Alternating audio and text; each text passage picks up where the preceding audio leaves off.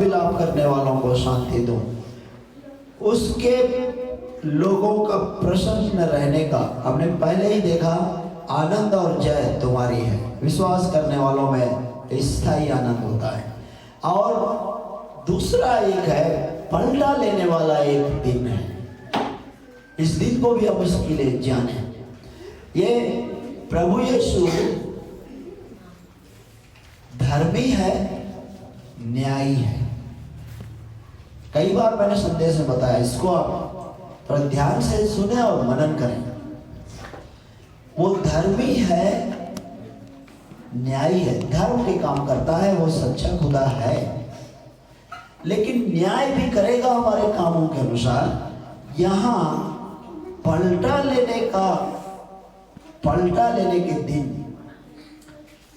वो एक दिन हमारा रहेगा, हमको न्याय के सिंहासन के सामने हर एक को खड़े रहना है। उस दिन हम किसी को और हमारे साथ कोई नहीं होंगे, प्रभु यीशु और आप। उस दिन को आप ध्यान रखिए। उसी दिन के लिए हम अपने आप को तैयार करते जाएं। इस दुनिया में कुछ बातें हैं प्रभु यीशु हमको सिखाया। वो बातें, पहले प्रभु यीशु सबके लिए पिता है। वो सबके लिए एक बात समान है। पृथ्वी में जन्म लेने वाला व्यक्ति के लिए अगर कोई विश्वास करता है, उसके लिए एक पिता है जो एक समान पिता है। वो किसी बेटे के लिए पार्शियलिटी यानी उसका व्यवहार और वो अन्याय नहीं करता। आपके लिए एक समान रहने वाला पिता है, जिसको आप, मैं, सब, एक घर में अगर 4 पीढ़ी हैं, वो सब हम उसको पिता बोलते हैं। वो एक सच्चा खुदा है। वो एक है कि बदलता नहीं है और एक ही बात सबके लिए समान है। हमको, मेरे को पुत्र बनाया, आपको ही बनाया। वो चाहे दूसरे देश, यूएस, अमेरिका का हो, ऑस्ट्रेलिया का हो, श्रीलंका का हो, कहीं का भी हो, अगर वो विश्वास किया, वो भी उसी का बेटा है जैसे आप हैं। एक दूसरा, हम सबके लिए एक समय है। वो ये है समय, 24 घंटे का समय हमको दिया। इसमें किसी को घटना बढ़ना नहीं है। आपको भी वही है, मेरे लिए भी वही है।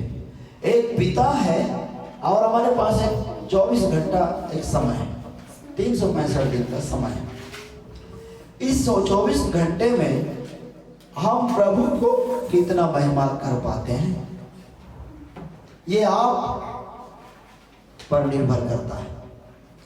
क्योंकि वो पिता है।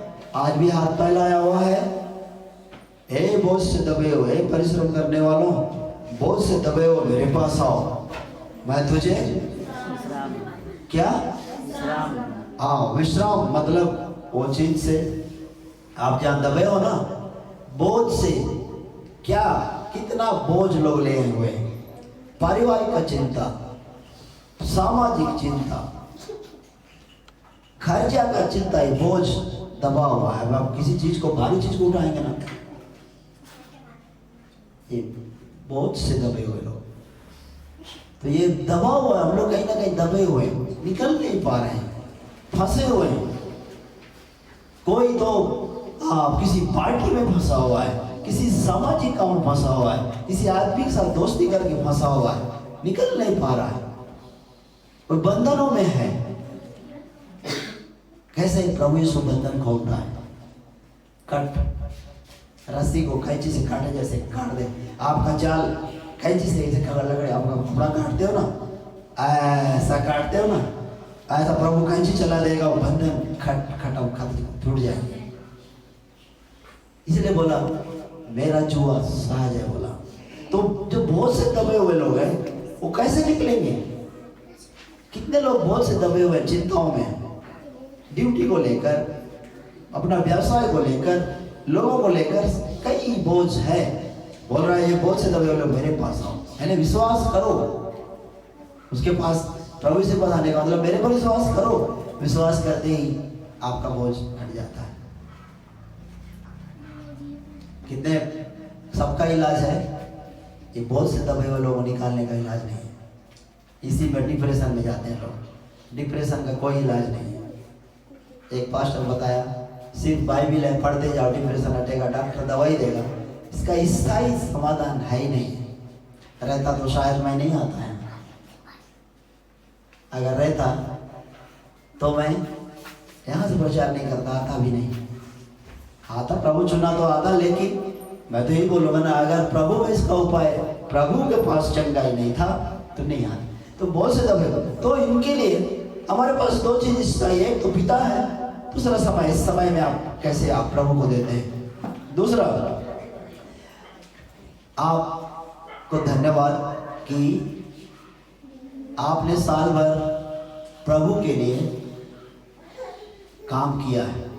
हमारे कामों को हटा के अलावा आपने समय दिया प्रभु के लिए, सुसमाचार सुनाने का, प्रार्थना करने का, प्रभु में प्रार्थनाओं में शामिल होने का, हर एक बात। आज पहला संडे है, आपको प्रभु आशीष देगा। ये वो है जो आपने सुसमाचार साल भर में जिस किसी को सुनाया, हो सकता है कि वो अभी तक नहीं आया, प्रभु में अभी तक नहीं आया, अब आएगा बोल के भी इसका उम्मीद तो रहेगा, लेकिन उससे बढ़कर वो प्रभु को जाने और प्रभु का अनुग्रह हो जाए, दौड़ के आ जाएगा। जिस पर अनुग्रह हुआ, जो नया सिरे से जन्म लिया, उसको कोई रोक सकता है क्या? हाँ, तो बंद करके देखो घर में, ताला लगा के देख लेना। कोरोना का टाइम में भी आराधना करता ही था। तो वो जो बीज आपने बोया, वो बीज खराब होने वाला नहीं है। हालेलुया, महिमा दीजिए ताली बजाकर। आपने जो बीज बोया है सुसमाचार सुनाने का, सब बीज खराब हो जाएगा, लेकिन आप जो बोया है ना, वो खराब होने वाला नहीं है, वो एक दिन अंकुरित होगा, क्योंकि वो वचन है। हालेलुया, आप उसमें सुसमाचार सुनाया, प्रभु काम करेगा। आपका काम आपने किया है, तो ऐसे ही हम निरंतर आगे बढ़ने वाले भी हो जाए। दूसरा, हमारा 2025 में आपने कितना महिमा कर पाया है, आपने कितना प्रभु को प्रसन्न कर पाया है, आपसे प्रभु कितना प्रसन्न है, आप खुद जांच लीजिए। क्योंकि बाइबिल आपके पास है, प्रभु आपसे बात करता है प्रतिदिन। आपने विश्वास किया, आपके मन को मंदिर बनाया, प्रभु तो आपके संग संग रहता है, वचन आपके हाथ में है। तो क्या साल भर आपने कितना प्रसन्न किया या नहीं कर सका? अगर नहीं कर सका तो 26 हमारा करने वाला होना चाहिए, अन्यथा हम पीछे जाने वाले नहीं। मसीह स्थिर नहीं रह सकता है, आत्मिक जीवन का लेवल स्थिर नहीं रहता है, वो बढ़ेगा, नहीं बढ़ेगा तो घटेगा। इसीलिए तो जागृति की सभाएं होती हैं। जागृति क्या है? फिर वो स्थान में जाना। अगर गिर गए, मान लो ये लेवल है, इस लेवल से नीचे आए, ये सभाओं के द्वारा, वचन सीखने के द्वारा लेवल आके ऊपर भी आते हैं। अगर आप प्रार्थनाओं में नहीं हैं, वचन में नहीं है, लेवल नीचे गिरेगा, क्योंकि वो आत्मिक लेवल है, ठोस चीज नहीं है। किसी को आप वहां पर रोक नहीं सकते, आप ब्लॉक करके आप नहीं रख सकते। तो प्रार्थनाओं में नहीं रहने से आत्मिक जीवन नीचे आएगा, नीचे आएगा, शैतान के शिकार बनते जाएंगे। नहीं, अगर आप बढ़ते जाते हैं तो आप बलवान भी होते हैं, बलवंत होते हैं, सामर्थ पाते हैं और उसकी युक्तियों को जानते हैं और अपने आप को बचते हुए लोगों को बचाते जाते हैं। इसलिए रिवाइवल जरूरी है। हालेलुया। तो ये आत्मिक जीवन ऊंचा उठते जाना चाहिए। आपने साल भर क्या किया है, ये कितनी महिमा किया है, वो आप प्रभु के बीच की बात है। अगर नहीं कर पाए तो इस बार आप करने वाले बन जाइए। हालेलुया। ये दो बातों के अलावा देखते हैं बाइबल में, एक तो प्रभु है, दूसरा समय आपको बराबर दिया, और कोई चीज आपको बराबर इस दुनिया में किसी को बराबर नहीं है। कोई धनवान है तो गरीब है, कोई महलों में रहते हैं, कोई झोपड़ियों में रहते हैं, कोई ऊंचे हैं, कोई नाटे हैं, कोई गोरे हैं, कोई सांवले हैं, कोई ज्ञानवान है, पढ़े लिखे लोग हैं, कोई पढ़े लिखे नहीं है, तो कोई स्वस्थ है तो कोई बीमार अवस्था में, तो अलग अलग प्रकार, एक समान भी नहीं। आपको पता है कितने भी जनसंख्या हो, कभी चेहरा एक जैसा नहीं हो सकता है। चेहरा मिलता भी है तो जुड़वा भाइयों का अक्सर कल चेहरा मिलता है, लेकिन आपका जो थंब है ना, फिंगरप्रिंट, ये थंब किसी से भी नहीं मिले। इसको प्रभु ने स्पेशल बनाई, आपका पहचान है। इसलिए तो आधार कार्ड में थंब लगता है, आपको बायोमेट्रिक में आजकल थंब लगता है। आप दबाएंगे तभी आपका मोबाइल, आपका उंगली जब आप उसको सेट करेंगे ना, आपका उंगली जब तक टच नहीं होगा वो खुलेगा नहीं। इसीलिए हमको स्पेशल बनाया है। तो दुनिया में कई चीजें एक समान नहीं है, तो भी प्रभु तो एक है। आपको समय दिया वही, लेकिन वो आपसे उतना ही प्रेम करता है, एक समान प्रेम करता है। हालेलुया। तो आप इसमें कितना बढ़ते हैं, कैसा बढ़ते हैं, हमारे हाथ में सब कुछ है। हम निरंतर उसमें बढ़ने ही वाला होना चाहिए, और घटने वाले हैं तो हम नुकसान में रहते हैं। आगे ये पलटा लेने का एक दिन, इस दिन के लिए हम हमेशा इस दिन के लिए हम तैयार हैं, क्योंकि अगर प्रभु यीशु खोए हुए भटके और लोगों को ढूंढने के लिए, बहुतों को छुड़ाने के लिए, प्राण देने के लिए आए, आपको बताने आए कि स्वर्ग के बारे में बताने आए, और अगला वो दोबारा वो पक्का आएंगे। और दो बातें अनिश्चित, प्रभु ने अभी तक दो बातों को हमको नहीं बताया है, हमारे जीवन से जुड़े हुए बातें। वो दो बातें, एक हमारी मृत्यु और प्रभु का दोबारा आगमन। कोई बता सकता है क्या? कोई बता सकता है?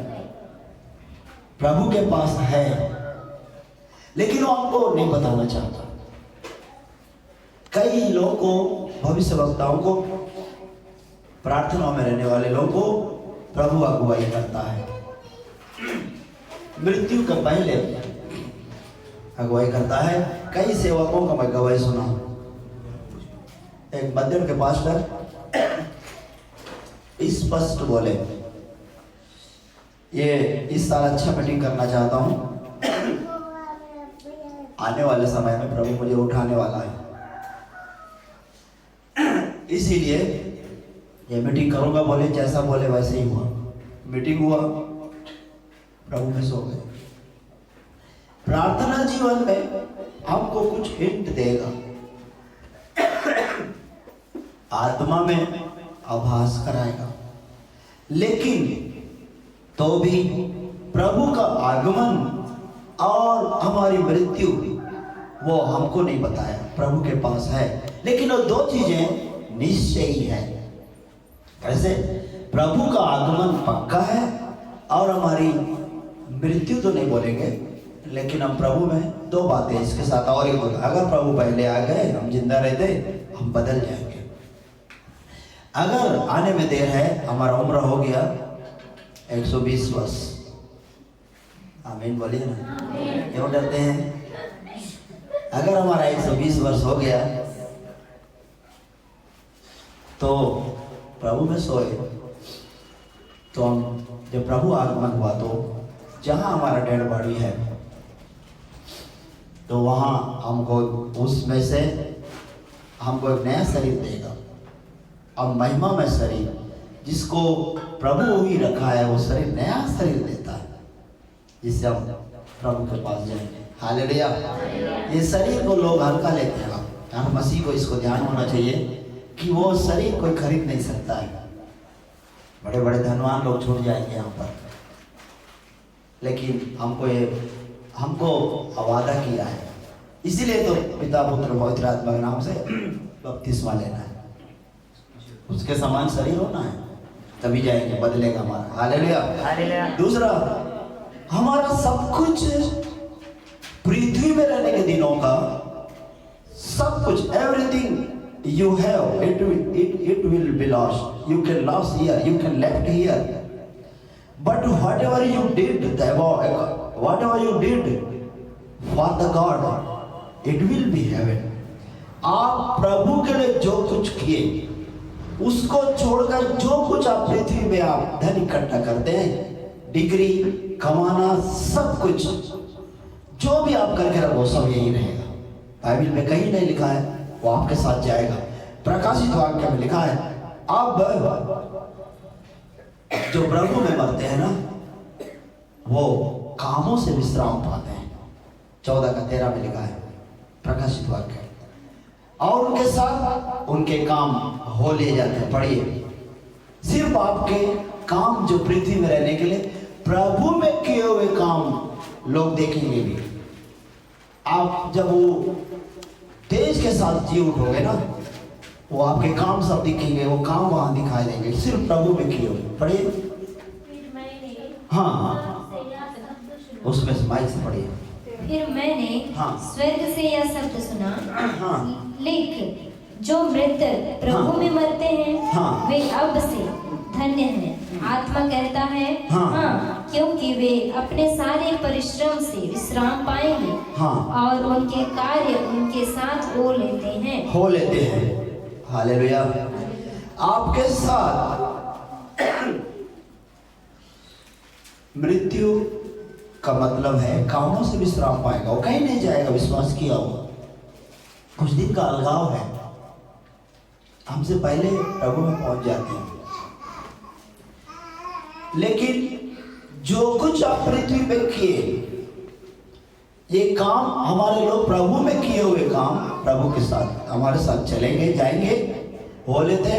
दूसरा, यहाँ लोग वो अच्छे कामों के द्वारा ही आशीष पाएंगे। बिली ग्राम के पास आज भी